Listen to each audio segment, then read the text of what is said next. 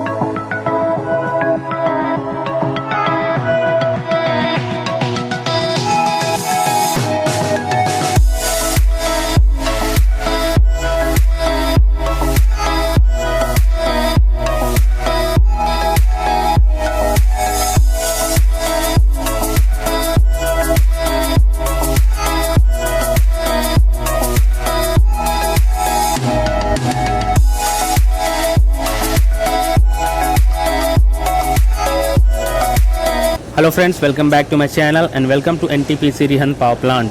आप सबका एक बार फिर से स्वागत है आज की इस नई फ्रेश वीडियो में। आज की ये वीडियो मेरी पिछली वीडियो का सेकंड पार्ट है, जिसमें मैंने आप लोगों को बताया था आने वाली वीडियो के बारे में कि जो एनटीपीसी रिहंद पावर प्लांट की वीडियो होगी वो किस तरह की होगी, उसमें आपको क्या कुछ देखने को और सीखने को मिलेगा, उसके बारे में मैंने आप लोगों से कुछ इन्फॉर्मेशन शेयर किया था। आज की इस वीडियो में मैं बाकी बची हुई इन्फॉर्मेशन आप लोगों से शेयर करूँगा, तो फटाफट चैनल से जुड़ जाओ और बेल आइकन को प्रेस कर देना ताकि आने वाली कोई भी वीडियो आपसे मिस ना हो, क्योंकि मैं मिलूंगा बहुत जल्द आप लोगों से थर्मल पावर प्लांट के बॉयलर प्रेशर पार्ट से रिलेटेड बहुत सारी इन्फॉर्मेशन के साथ। मतलब कि बहुत सारी इन्फॉर्मेशन आपको मिलने वाली है बॉयलर प्रेशर पार्ट से रिलेटेड, बिकॉज बहुत से लोगों ने मुझसे ये कहा है कि आप बॉयलर प्रेशर पार्ट से रिलेटेड वीडियो शेयर करो हम लोगों से। मुझे जानना है कि बॉयलर प्रेशर पार्ट में क्या क्या चीज़ें होती हैं और किस तरह से काम होता है बॉयलर प्रेशर पार्ट में। तो तैयार हो जाओ आप लोग बॉयलर प्रेशर पार्ट की बहुत सारी इंटरेस्टिंग वीडियो के लिए। इस वीडियो को एंड तक देखना, वीडियो अच्छी लगे तो लाइक और शेयर कर देना, चैनल पर नए हो तो चैनल को सब्सक्राइब कर लेना ताकि आने वाली कोई भी इन्फॉर्मेशन आपसे मिस ना हो। तो चलिए बिना किसी देरी के आज की ये वीडियो शुरू करते हैं।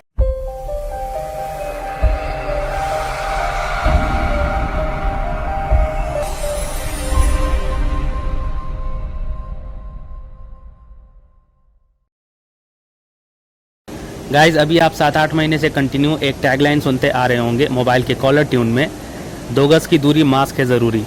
सो यही रीज़न है कि मैंने मास्क लगा रखा है ड्यू टू कोरोना वायरस। अब बात करते हैं इस पावर प्लांट की, मतलब कि इस वक्त मैं जहां से वीडियो को रिकॉर्ड कर रहा हूं एनटीपीसी रिहंद पावर प्लांट की। यहां पर टोटल 500 मेगावाट की 6 यूनिट हैं, 2 यूनिट NEI मॉडल और बाकी की 4 यूनिट BHEL मॉडल बॉयलर है। अब ये NEI मॉडल क्या होता है, BHEL मॉडल क्या होता है, ये सब कुछ आपको आने वाली वीडियो में पता चलेगा। इसलिए मैंने कहा कि आपको बहुत सारे इंटरेस्टिंग वीडियो मिलने वाली है मेरे चैनल पर, सो आप चैनल से जुड़े रहना ताकि कोई भी वीडियो आपसे मिस ना हो। यहाँ से टोटल 3000 मेगावाट इलेक्ट्रिसिटी जनरेट होती है जो अलग अलग शहर तक पहुँचती है, और ये सारी इलेक्ट्रिसिटी कोयले के थ्रू जनरेट होती है। ये सब कुछ कैसे होता है आपको आने वाली वीडियो में बताऊँगा। किस तरह से कोयला CHP से बॉयलर तक पहुँचता है कन्वेयर लाइन के थ्रू, कैसे कोयला बंकर तक आता है और बंकर से कैसे मिल तक पहुँचता है, मिल से किस तरह से कोयला बॉयलर तक जाता है पाउडर की फॉर्म में, जिसे पल्वराइज्ड कोल बोलते हैं। तो ये सब कुछ आपको आगे की वीडियो में पता चलेगा। मैं एक एक करके सारे इन्फॉर्मेशन आप लोगों से शेयर करूंगा, चाहे वो इन्फॉर्मेशन छोटी हो या बड़ी। मेरी पूरी कोशिश होगी कि मैं बॉयलर प्रेशर पार्ट से रिलेटेड ज़्यादा से ज़्यादा इन्फॉर्मेशन आप तक पहुंचाऊं। ऑलरेडी मेरे चैनल पर बहुत सारी वीडियो अवेलेबल हैं पावर प्लांट से रिलेटेड, जिससे आपको कुछ हेल्प मिल सकती है।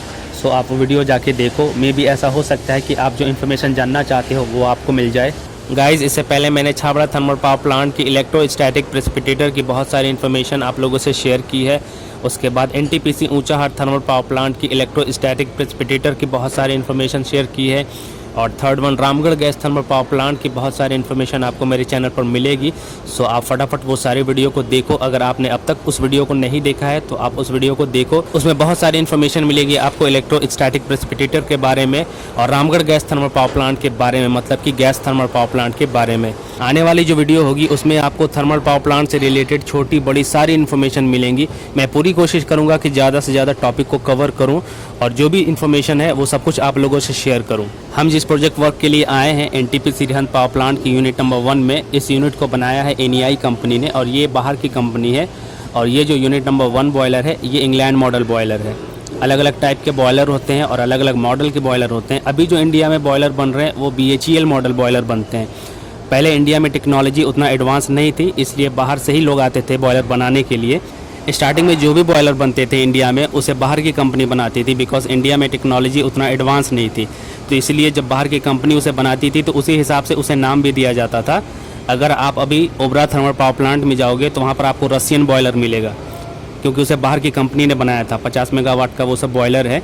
आप जाओगे तो आप वहाँ पे देखोगे आपको रशियन बॉयलर मिलेगा।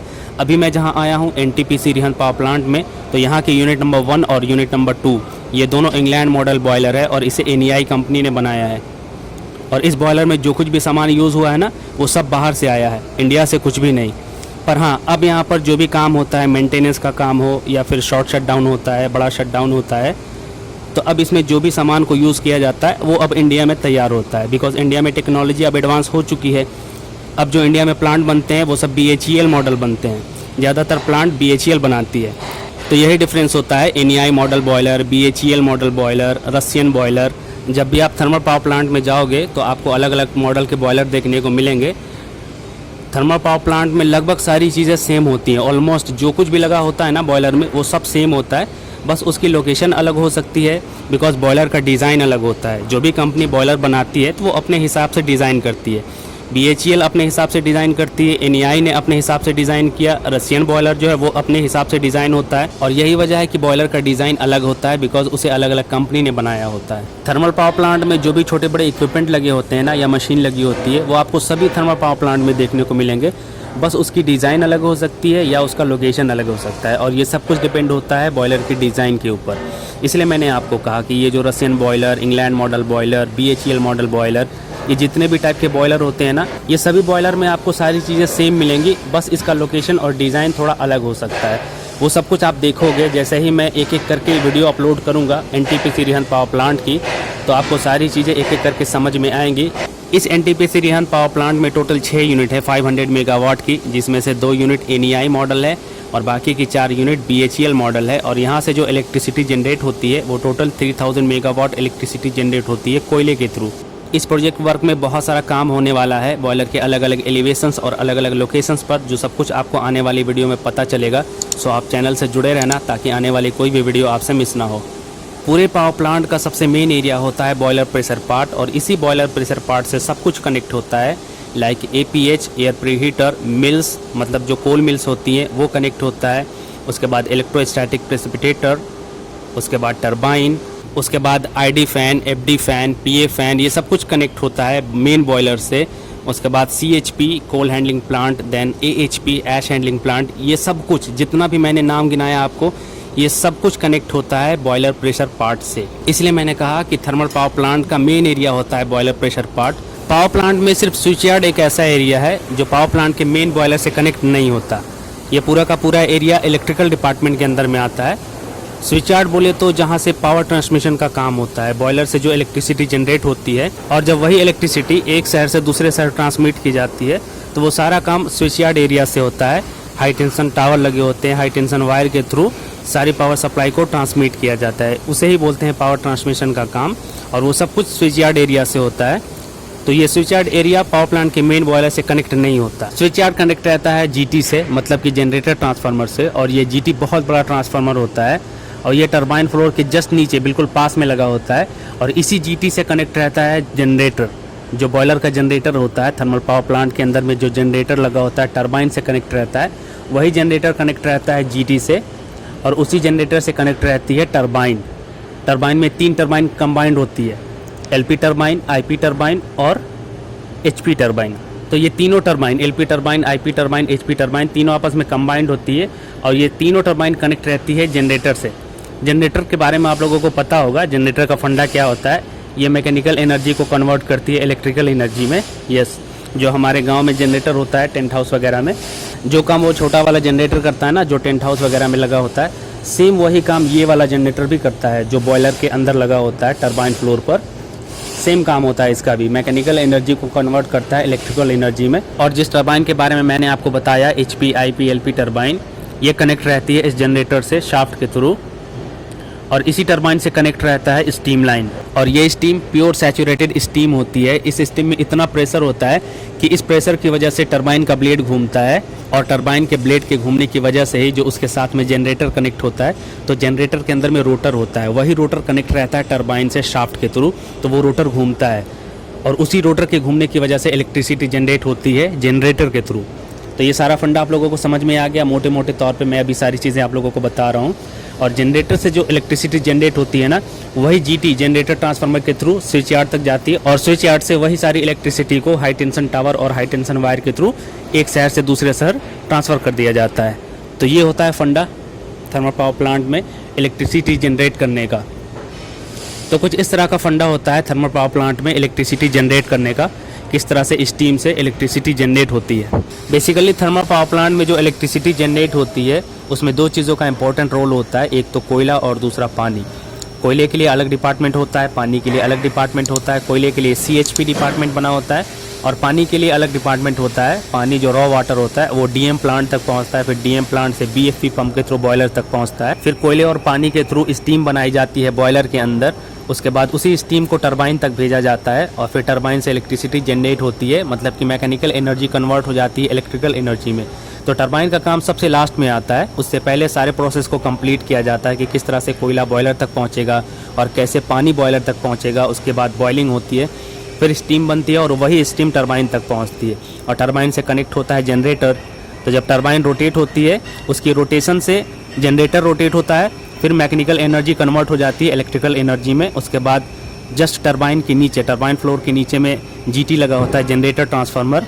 तो इलेक्ट्रिसिटी उसी GT के थ्रू स्विच यार्ड तक जाती है और फिर स्विच यार्ड में बहुत सारे high tension tower, high tension wire लगे होते हैं, जिसके थ्रू इलेक्ट्रिसिटी एक शहर से दूसरे शहर पहुंचती है। मेरे कहने का मतलब यही है कि थर्मल पावर प्लांट में जितनी भी चीज़ें लगी होती हैं ना, like ESP, IDFD, PFN, mills, chimney, cooling tower, CHP, AHP, उसके बाद और भी जो भी तामझाम होता है जिसे बोल सकते हैं, जितनी भी चीज़ें होती हैं अलग अलग एरिया में, इन सब का इंपॉर्टेंट रोल होता है। सारी चीज़ें एक दूसरे से कनेक्ट होती हैं और इन्हीं सब की वजह से बॉइलिंग होती है बॉयलर के अंदर में, पानी और कोयले की वजह से। मतलब कि स्टीम बनाने में सभी का इंपॉर्टेंट रोल होता है, चाहे बात करें बॉयलर प्रेशर पार्ट की या फिर रोटरी पार्ट की।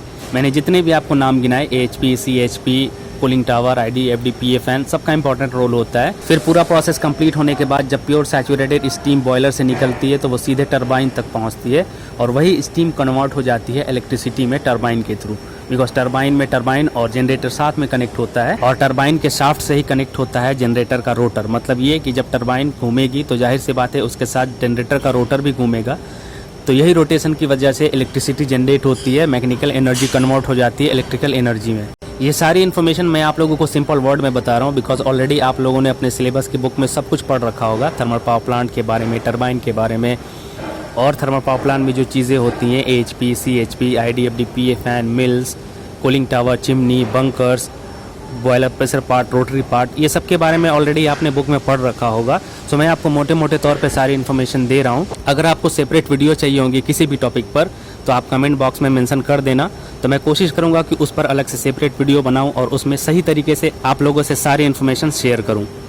तो चलिए आज की इस वीडियो को यहीं पर एंड करते हैं ताकि वीडियो ज़्यादा लंबी ना हो। मिलते हैं आप लोगों से बहुत जल्द बहुत सारी इन्फॉर्मेशन के साथ। अगर ये वीडियो अच्छी लगी हो तो लाइक और शेयर कर देना। चैनल पर नए हो तो चैनल को सब्सक्राइब कर लेना ताकि इस तरह की और भी इंटरेस्टिंग वीडियो आपको आसानी से मिल सके। Thank you for watching this video. And guys first time मैं इस वीडियो में 100 लाइक का टारगेट रखता हूँ। आई नो आप लोग इतना लाइक तो दे ही दोगे। आप लोग जब वीडियो को लाइक करते हो, पसंद करते हो, तो यही मेरे इंस्पिरेशन है और मैं पूरी कोशिश करता हूँ कि आप लोगों को सिंपल वे में बेटर से बेटर कंटेंट प्रोवाइड करूँ।